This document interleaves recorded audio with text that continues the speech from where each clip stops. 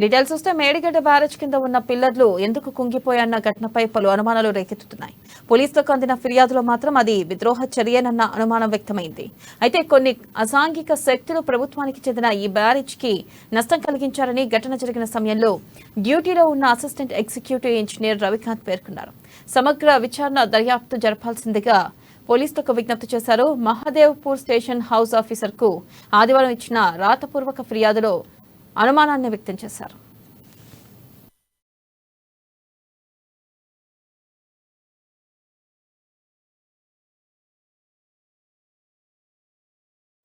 Barrage కింద ఉన్న పిల్లర్లు కుంగిపోవడానికి కారణం సంఘ వ్యతిరేక శక్తుల విద్రోహ చర్యనన్న అనుమానాన్ని వ్యక్తం చేయడంతో నిర్మాణంలో లోపం కాదనే మెసేజ్ వెలువడినట్లయింది.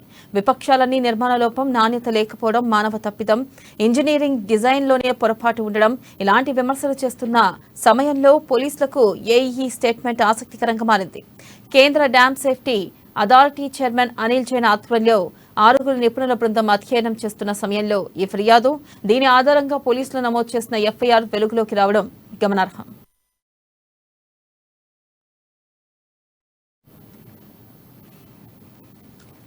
డ్యూటీలో ఉన్నప్పుడే శనివారం సాయంత్రం 6:20 భారీ శబ్దం వచ్చిందని, ఆ వెంటనే ఎల్ఎన్టీ సంస్థకు చెందిన ఫోర్మ్యాన్ విద్యుత్ దేబ్నాథ్ తో కలిసి ఘటనా స్థలం దగ్గరికి వెళ్లి చూశామన్నారు రవికాంత్.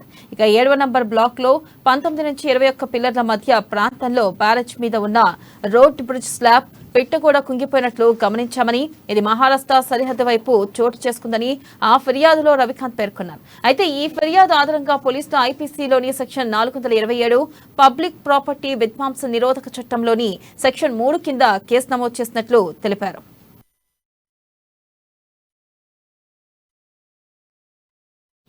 విద్రోహ చర్య ఉంటుందనే కారణాన్ని ప్రభుత్వం తెర మీదకు తెస్తున్నట్టు ముందుగానే విపక్షాలు గ్రహించాయి. మానవ తప్పిదమనే అపవాదు నుంచి తప్పించుకోవడానికి ఈ తరహా అంశాన్ని ప్రచారంలోకి తెస్తుందన్న అనుమానాన్ని కూడా వ్యక్తం చేశాయి. అయితే ఆ అనుమానాలకు తగ్గినట్లుగానే ఇప్పుడు ఏఈ ఫిర్యాదులో పోలీసులు నమోదు చేసిన ఎఫ్ఐఆర్ లో అదే అంశం వెలుగులోకి వచ్చింది. మావోయిస్టుల పైకి నెపం నెట్టే అవకాశం లేకపోలేదన్న ఊహాగానాలు స్థానికుల నుంచి వినిపిస్తున్నాయి. అయితే ఘటనా స్థలాన్ని పరిశీలించిన కేంద్ర బృందం జలశక్తి మంత్రిత్వ శాఖకు సమర్పించే నివేదికలో ఎలాంటి అభిప్రాయాలను సూచిస్తుందనేది కీలకంగా మారింది.